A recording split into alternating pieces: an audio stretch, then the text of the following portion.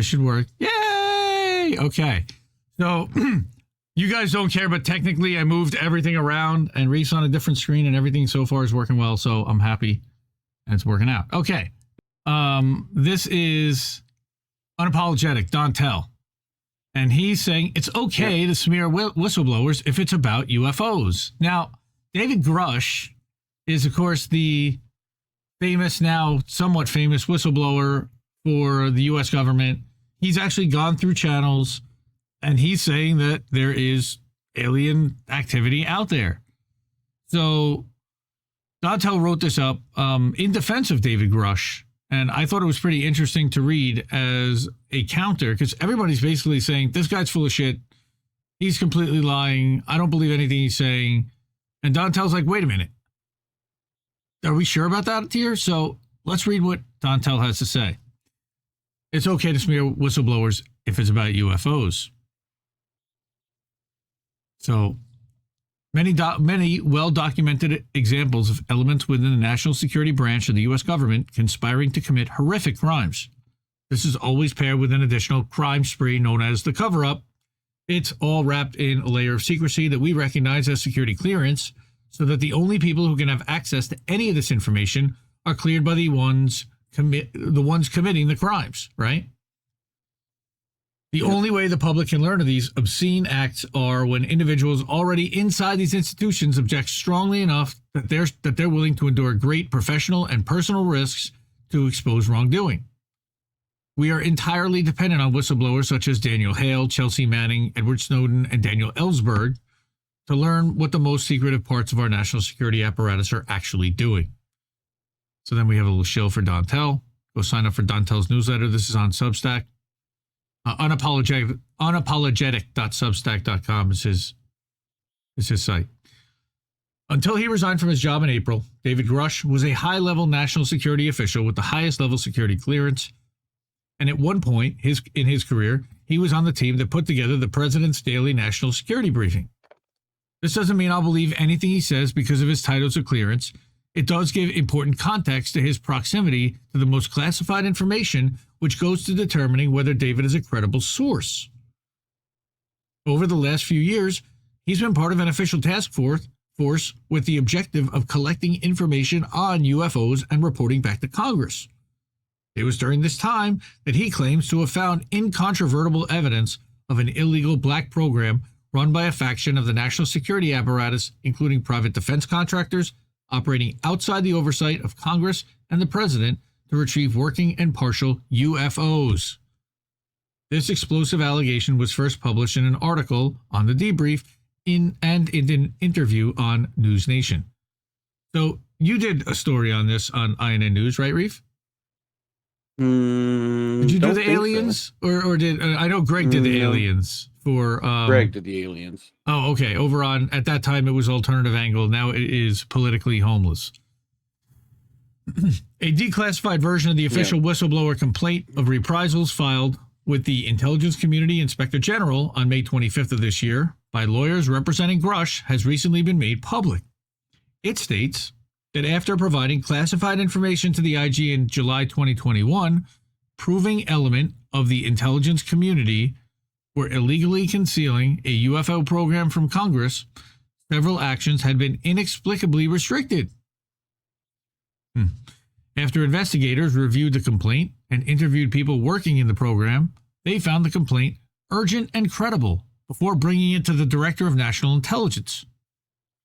Now, this could all be PSYOP, and that's where I'm going to go right there, and he's going to say, David has since briefed members of Congress with the highest clearance for 11 hours, all under threat of prosecution for perjury if he's caught lying. Again, I don't just accept government investigators' conclusions as automatically true, but it adds to the credibility of this story. I know you're not like a huge fan of this bad boy. Yeah, well, it's most whistleblowers I know don't whistleblow through the correct channels like this guy's trying to do. Right? Like, that seems sketch already. Just you're already going to take a risk. You might as well put it out. You know? Well, let's see. Because they could just say you can't do that, and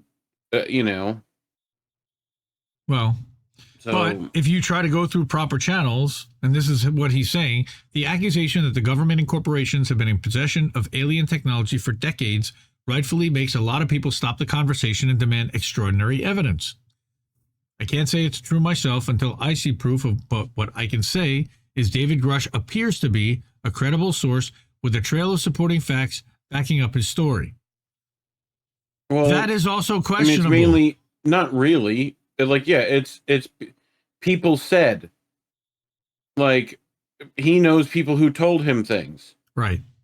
People told me things. So, yeah. Unfortunately, I see many otherwise thoughtful people clinging to the momentary absence of publicly available evidence, which has been handed over to investigators, as proof that this story is fake.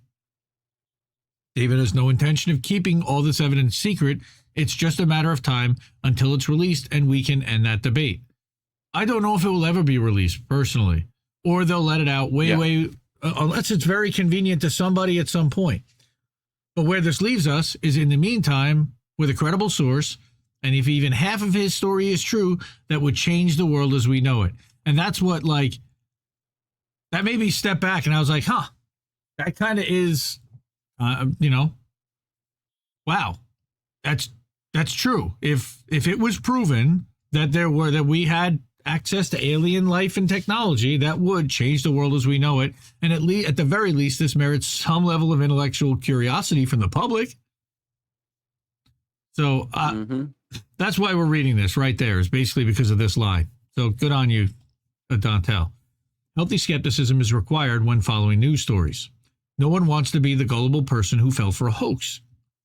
The opposite, a person unwilling to challenge their beliefs when presented with new information, isn't an ideal position to be in either, yet that's where a lot of typically critical thinkers have landed since this story came out. The mix of shallow, incomplete analysis and mental gymnastics being used to explain this story away is breathtaking. So, real whistleblowers face retaliation from the government for exposing secrets. So, he says, when I see this, I know immediately that the person hasn't read the full article, watched the interview that clearly states that investigators found the whole complaint, including the part about retribution, urgent and credible, nor did they read the unclassified complaint of reprisals.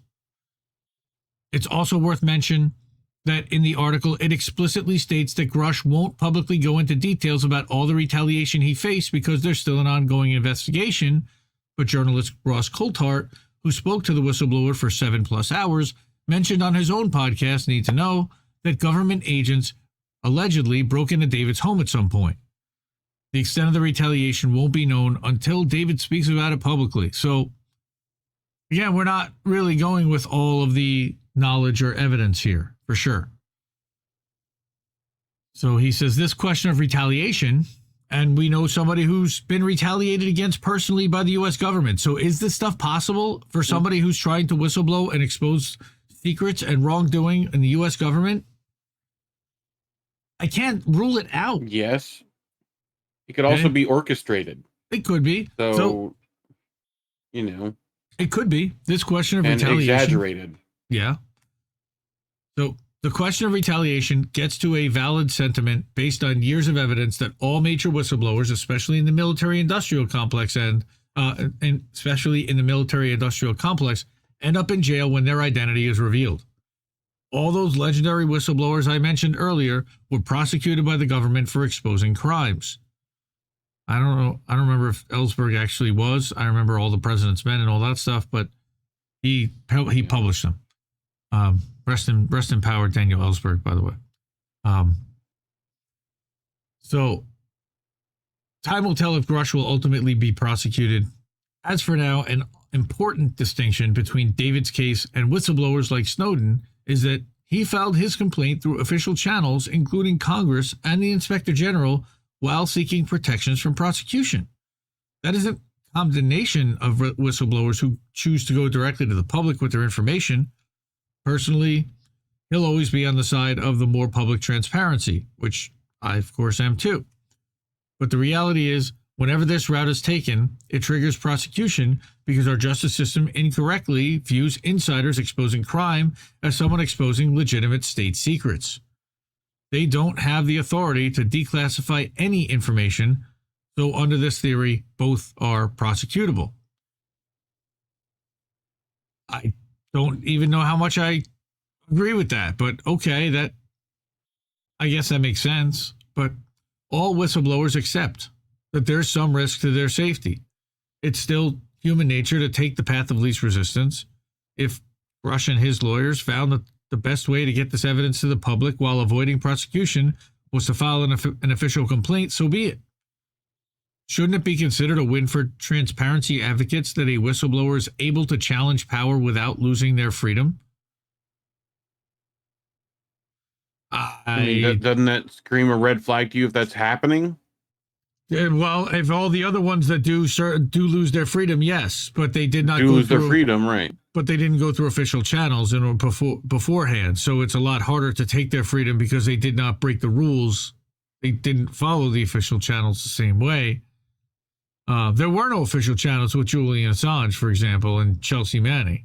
I mean, I guess if Chelsea Manning had discovered the Iraq war logs, she could have run it up the chain and said we committed a war crime, but what would they have done? They'd have swept it under the rug. Chelsea Manning and Julian Assange are heroes for exposing that crime. Anyway, so that's one of the also interesting questions. Isn't it considered a win for transparency advocates, or shouldn't it be, that a whistleblower is able to challenge power without losing their freedom? And like Reade said, it leads me to actually question whether the whistleblower is doing it with the sanction of the people that he's blowing, the company. And if he's blowing the whistle on somebody, it's to scapegoat somebody or to get somebody, one specific body in trouble, but maybe it absolves the organization of responsibility or liability. Is that what's happening here?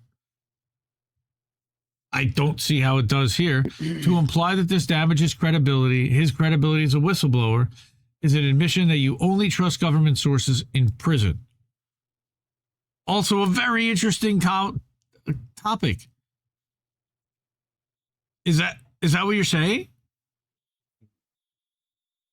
What, that I only trust government sources in prison? No. Well, if you're saying that he may not be credible because he's doing it under sanction, through channels that he's not currently being prosecuted, but that or locked up. He's also not being persecuted like that. Doesn't have to be in prison.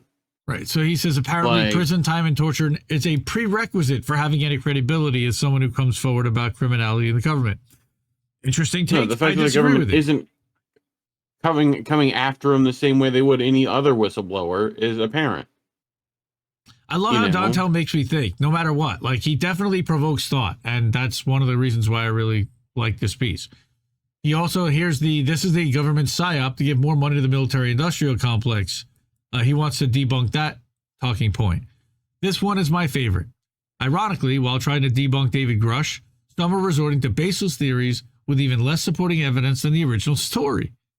I know for a fact that the government regularly runs psychological operations and disinformation campaigns on the public. However, this would be the first time in history where the government's plan to manipulate the public involves a high-level official fabricating an elaborate conspiracy theory implicating factions in the nation's security state of felonies that will inevitably invite investigations and public scrutiny onto themselves. I disagree.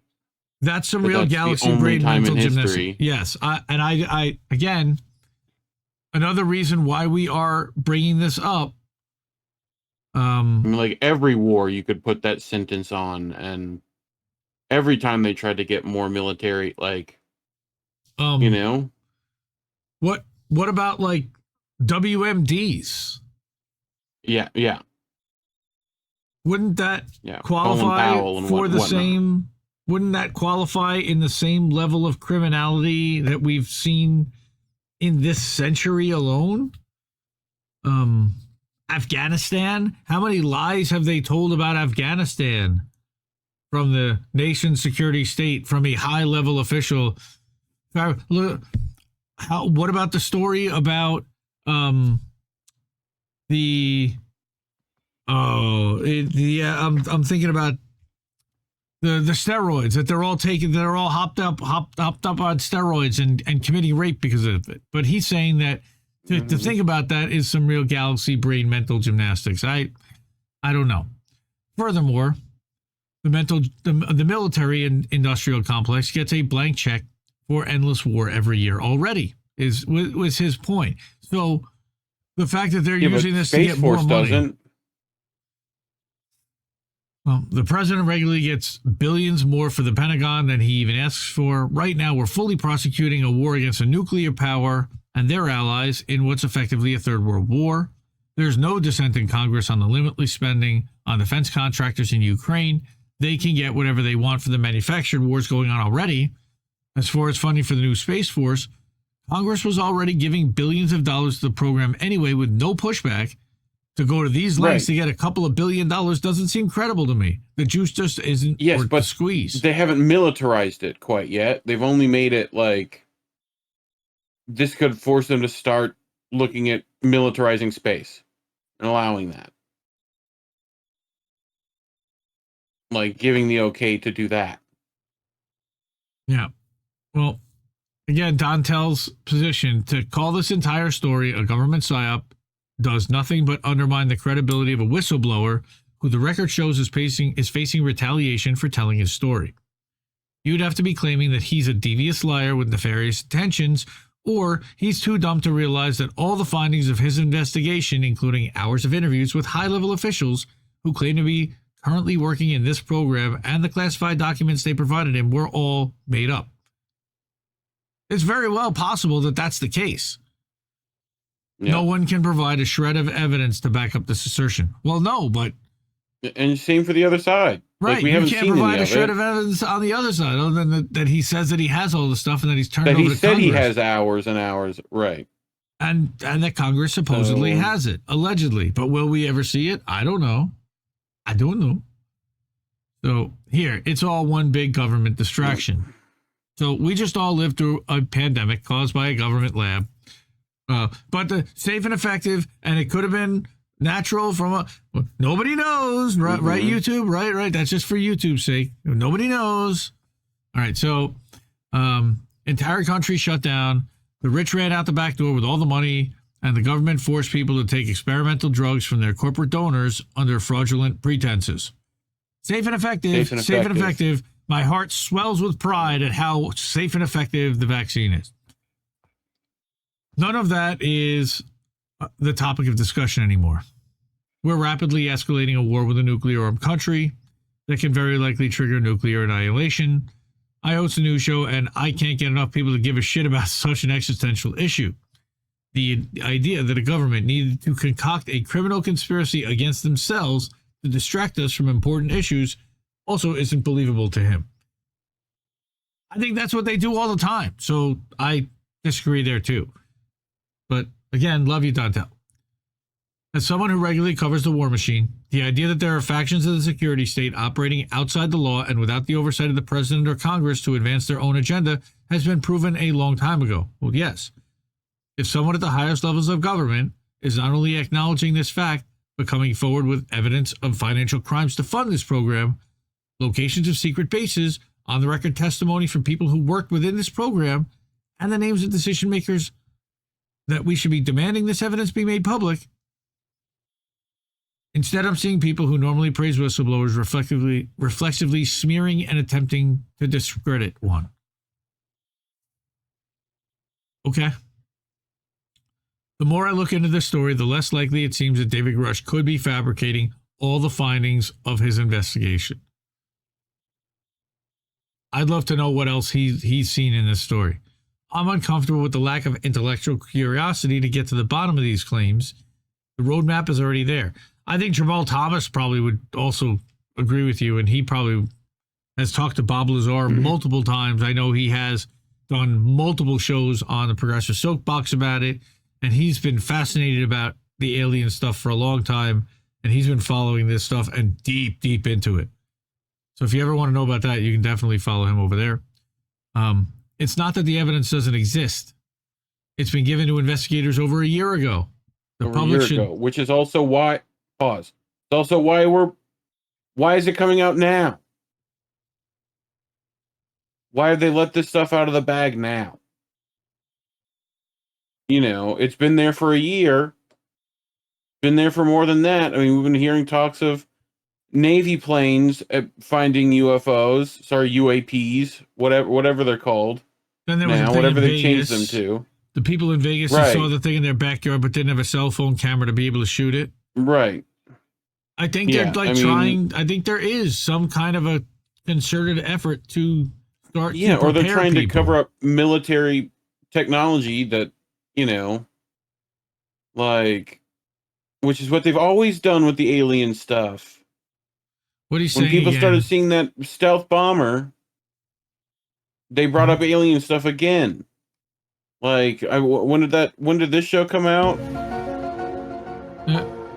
Like, when was that? Oh, in the early 90s. Like, around that time? In the early 90s. Like, that was the X-Files. That was the X-Files for the kids that don't know.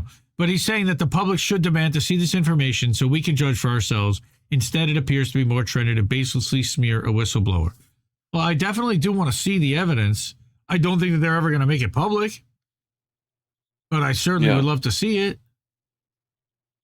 So, Dontell, that's unapologetic.substack.com. Check him out. He's a good dude. And he's been doing this a while. I'm glad to see him back. He's starting to do videos again. And we like his stuff.